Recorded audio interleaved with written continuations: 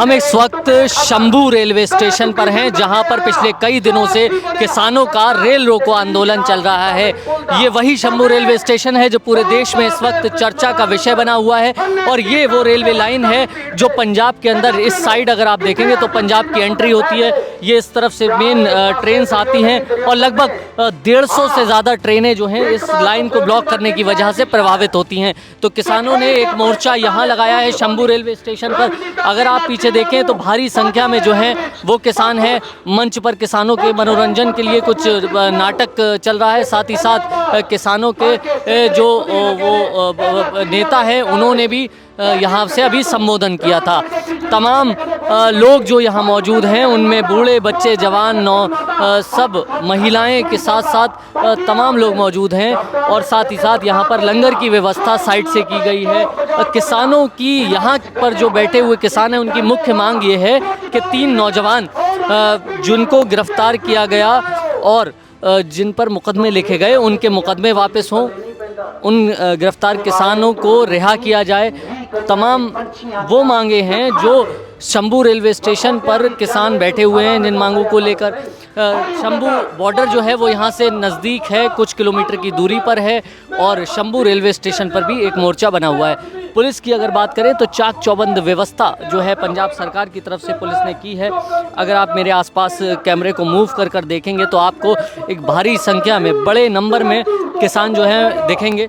ये किसान सिर्फ यहाँ आसपास के लोकल गाँवों के ही नहीं, ये किसान तमाम ज़िलों से, पंजाब के अलग अलग ज़िलों से ये किसान पहुँचे हैं। इसमें जो बुज़ुर्ग हैं उनकी उम्र की अगर बात करूं तो कल तक मैंने जिन लोगों से बात की 97 साल के बुज़ुर्ग तक मुझे इस आंदोलन के अंदर देखने को मिले।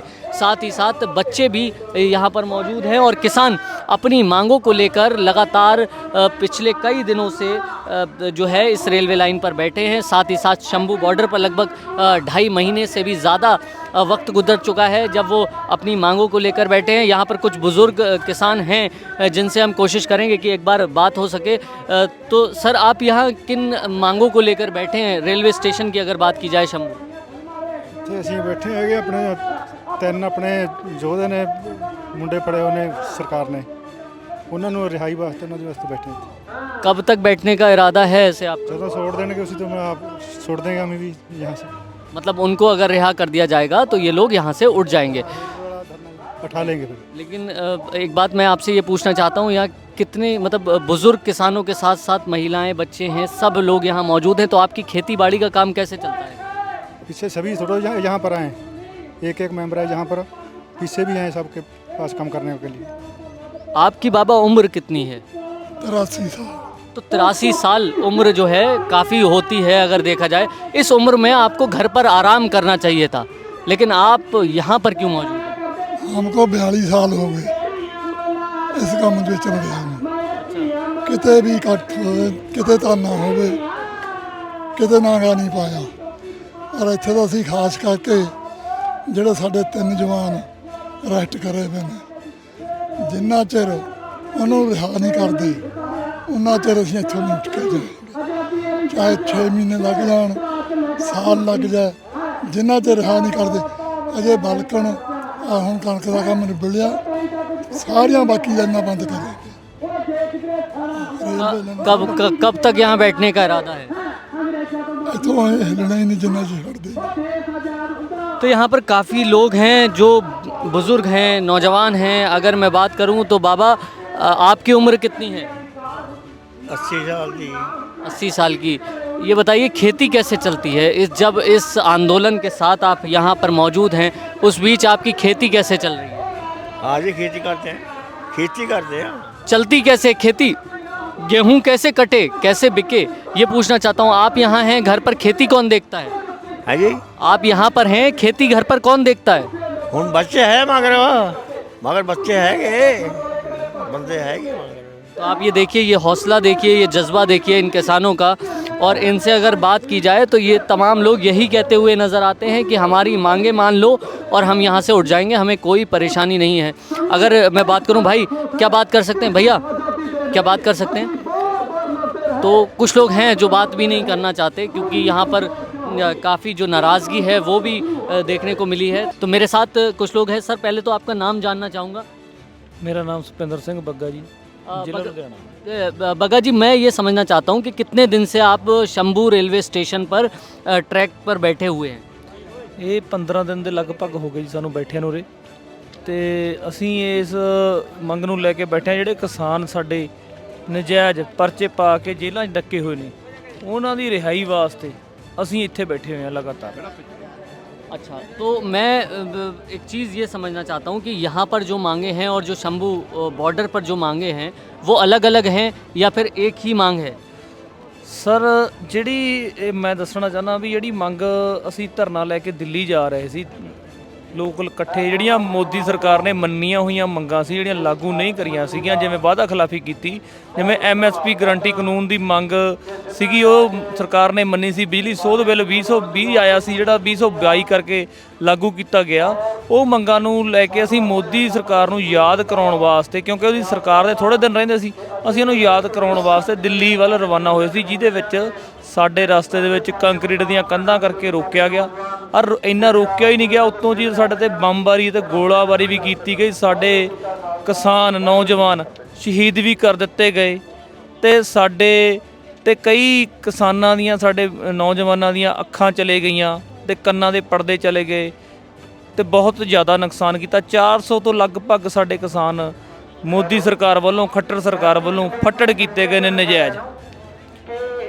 आप लोग जब दिल्ली जा रहे थे उस वक्त क्या ऐसा हुआ कि आपको यहाँ बैठना पड़ा और क्या ऐसी मजबूरी थी कि रात सड़क पर गुजारनी पड़ी?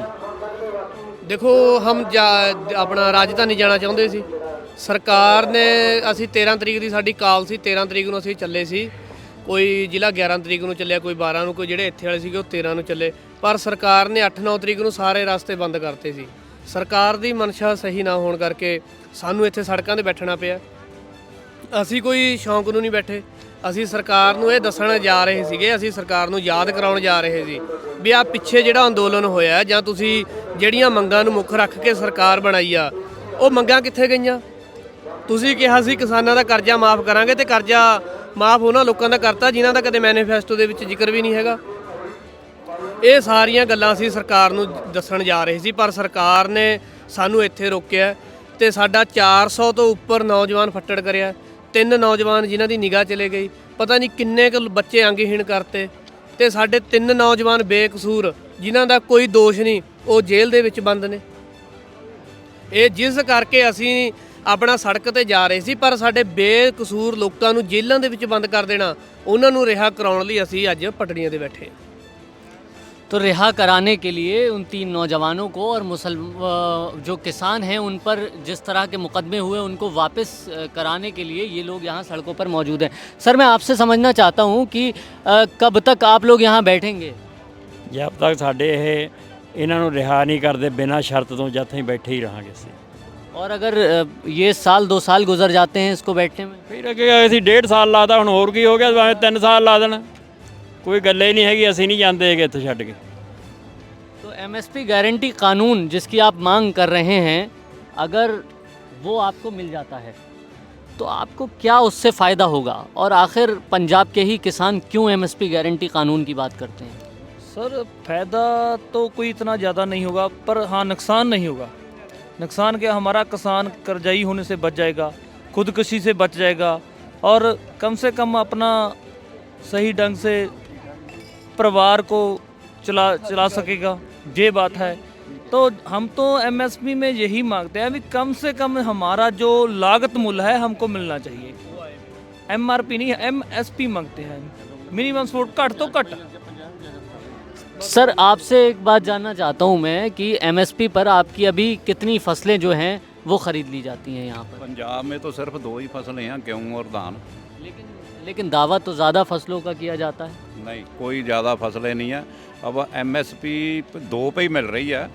बाकी ये है, जैसे आप यूपी बिहार में ओपन मंडी हैं, वहाँ का देखो क्या किसान की स्थिति है ना। तो एक पंजाब ही है अभी जहाँ 2 फसलों पे मिल रहे हैं। हमारे जो व्यापारी हैं वो यूपी बिहार से सस्ते दाम में फसल खरीद के पंजाब में महंगे दाम में बेचते हैं। इसलिए हम चाहते हैं पूरे देश को एक साथ किया जाए। MSP पूरे देश को चाहिए, ना कि अकेले पंजाब के लिए।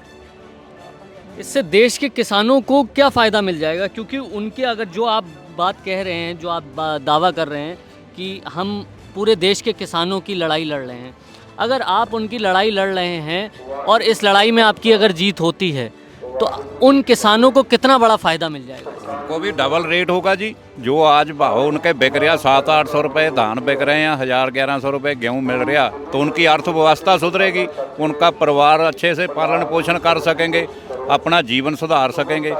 अगर ये वीडियो आपको पसंद आया है तो इसे लाइक ज़रूर करें। अगर चैनल अभी तक सब्सक्राइब नहीं किया है तो कर लें और नोटिफिकेशन पाने के लिए बेल आइकन भी दबा दें।